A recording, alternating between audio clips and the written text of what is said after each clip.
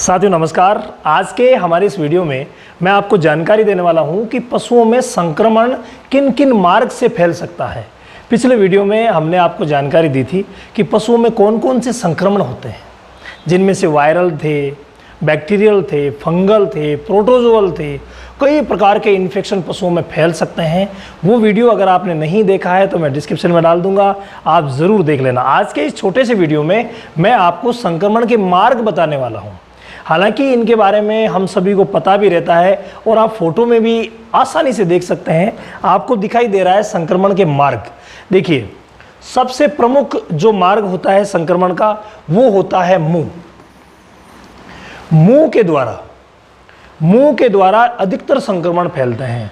किसी भी चारे में, दाने में अगर कोई मान लीजिए कीटाणु है तो वो कीटाणु मुंह के माध्यम से शरीर के अंदर जा सकता है और बीमारी फैला सकता है। इसके अलावा सेकंड नंबर आता है, वो आता है हमारे श्वास नली का। श्वास नली, जहाँ से पशु श्वास लेता है। अगर कोई भी वायरल इन्फेक्शन है जो हवा में फैल रहा है, और अधिकतर जो है वो वायरल इन्फेक्शन हवा में फैलते हैं, कई बैक्टीरियल इन्फेक्शन भी फैलते हैं। तो कोई भी वायरल इन्फेक्शन जो हवा में फैल रहा है वो श्वास के माध्यम से अंदर चला जाएगा और पशु के शरीर के अंदर बीमारी फैला देगा। दूसरा ये मार्ग हो गया। तीसरा अगर आगे से ले तो आंखों की जो कंजक्टिवा होती है, आंखों की जो कंजक्टिवा, अंदर जो हमें लाल लाल झिल्ली दिखती है, वो झिल्ली भी बहुत ज़्यादा सेंसिटिव होती है बैक्टीरिया के खिलाफ। और वायरल जितने भी इन्फेक्शन है वो आंखों के द्वारा भी अंदर जा सकते हैं। जैसे कि ब्रूसेला का इन्फेक्शन हो गया। अगर मान लीजिए ब्रूसेला का कीटाणु कहीं पे है और हमारी गाय भैंस वहाँ गई है तो आंखों के माध्यम से भी अंदर जा सकता है। इसके अलावा ब्रूसेला एक जूनोटिक डिजीज़ है, हमारे भी कंजक्टिवा के माध्यम से अंदर जा सकता है। तो आंखें भी रोग जो है वो ग्रस्त हो सकती है, मतलब आंखें भी रोग को बाहर से अंदर पहुंचा सकती है। तो 3 माध्यम हो गए। इसके अलावा चौथा जो माध्यम है वो है स्किन का। स्किन जो है वो सिर्फ स्किन रिलेटेड जितनी भी प्रॉब्लम्स है उनको ज़्यादा लेती है। इसके अलावा अगर कोई दूसरा वायरल या प्रोटोजोअल बीमारी आ भी रही है तो वो किसी ना किसी माध्यम से आएगी, स्किन के थ्रू। माध्यम कैसे? मक्खी हो गया, मच्छर हो गया, जूं चिंचड़ हो गया, उनके माध्यम से वो किसी दूसरे पशु से आई है और वो स्किन के थ्रू हमारे इसमें अंदर आ जाएगी, स्किन के थ्रू। ठीक है, ये अगला मार्ग हो गया। इसके अलावा अगर गर्भ में बच्चा है, उस कंडीशन में गर्भनाल से भी इन्फेक्शन हो सकता है और ये इन्फेक्शन भी बहुत ही ज़्यादा होते हैं, जिनमें ब्रूसेला हो गया, विब्रियोसिस हो गया, लेप्टोस्पायरोसिस हो गया। कई प्रकार के ऐसे इन्फेक्शन हैं जो गर्भनाल के द्वारा फैलते हैं। इसके अलावा टेटनस का भी इसी के थ्रू फैल जाता है। जब भी बच्चा जन्म लेता है उस समय गर्भाशय में यहाँ से ओपन रहता है और गर्भाशय जब ओपन रहता है, अंदर से बाहर एकदम से संपर्क होता रहता है, तो उस कंडीशन में क्या होता है, बाहर से जो कीटाणु है वो अंदर प्रवेश कर जाता है और फिर इस गर्भनाल के द्वारा शरीर में चला जाता है। सब जगह शरीर में इन्फेक्शन फैल जाता है। नेक्स्ट अगर हम बात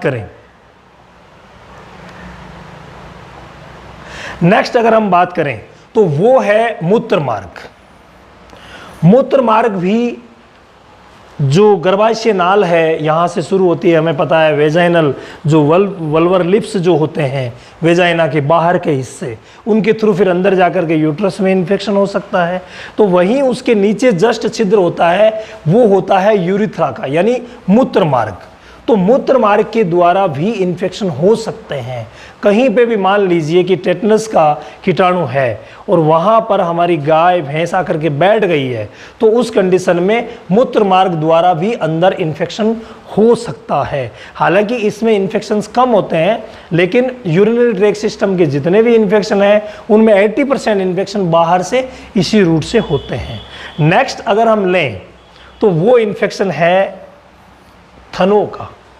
थनों के जो नीचे छिद्र होते हैं जिन्हें हम टीट मेटस बोलते हैं, टीट मेटस के द्वारा भी इन्फेक्शन जो है वो अंदर जा सकता है। हमें पता है कि जब भी हम पशु का दूध निकालते हैं तो दूध निकालने के आधे घंटे तक, पौन घंटा मान लीजिए आप, 45 मिनट तक ये जो टीट मेटस है वो खुले रहते हैं और उस कंडीशन में अगर कहीं भी किसी भी गंदी जगह पे या जो जगह साफ नहीं है उस जगह अगर पशु बैठ गया है, और हमें पता है कि अगर आधे पौन घंटे में बैठेगा तो बैठने की जगह तो साफ कहाँ से मिलेगी, वहाँ पर मूत्र भी होगा, वहाँ पर गोबर भी होगा, वहाँ पर कचरा भी होगा, तो ये सभी चीज़ें वहाँ पर रहेगी।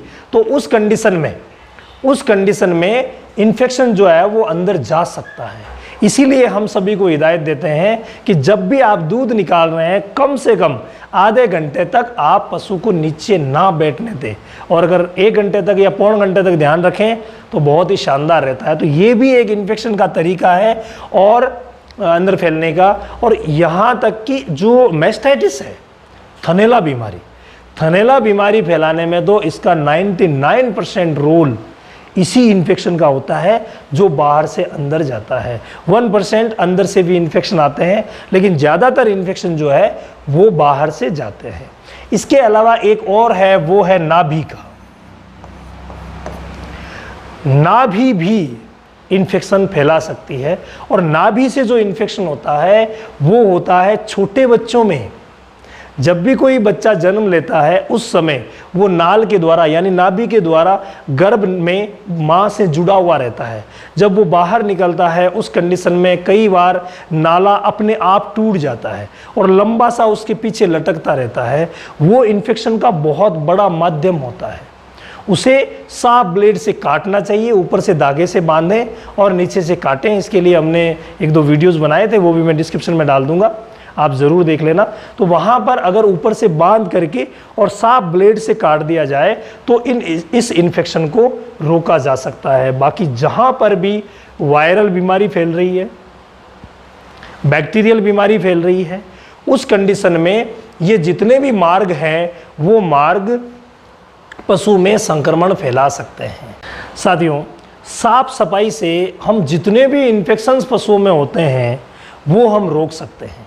अगर चारों तरफ साफ सफाई रहेगी, पशु बैठ रहा है उस समय अगर नीचे का वातावरण उसे साफ मिलेगा, सरफेस उसे साफ मिलेगा, तो इसके थ्रू इन्फेक्शन नहीं फैलेगा। इसके अलावा अगर हम फिनाइल से हमारे फार्म को डिसइंफेक्टेड कर देते हैं, फिनाइल का छिड़काव कम से कम सप्ताह में 1 बार कर देते हैं, तो पहली बात तो मक्खी मच्छर परेशान नहीं करेंगे, और दूसरी बात जो भी छोटा मोटा कीटाणु आया है वो कीटाणु मर जाएगा और आंखों के द्वारा, मुंह के द्वारा और श्वास के द्वारा अंदर इन्फेक्शन नहीं फैलाएगा। इसके अलावा जो भी गाय भैंस बच्चा देने वाली है वहाँ इन्फेक्शन होने का खतरा रहेगा, ये गर्भनाल वाला।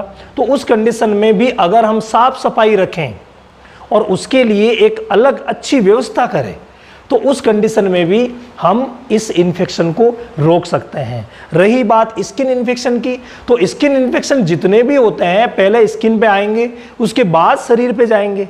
तो क्यों ना हम रेगुलरली नीम के पानी से हम हमारे पशु को स्नान करवाएं।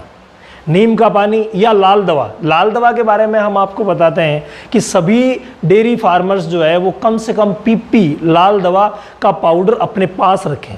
जब भी इन्फेक्शन का खतरा हो, साफ सफाई ना हो या आप साफ सफाई कर रहे हैं उस समय सप्ताह में 1 या 2 बार लाल दवा का पानी सभी जगह छिड़काव कर दें, तो उससे भी छोटे मोटे जो इन्फेक्शंस हैं वो नहीं फैलेंगे। ये उद्देश्य हमारा इस वीडियो का था कि आपको इन सभी के बारे में बताया जा सके ताकि इन्हें जैसे तैसे करके रोका भी जा सके।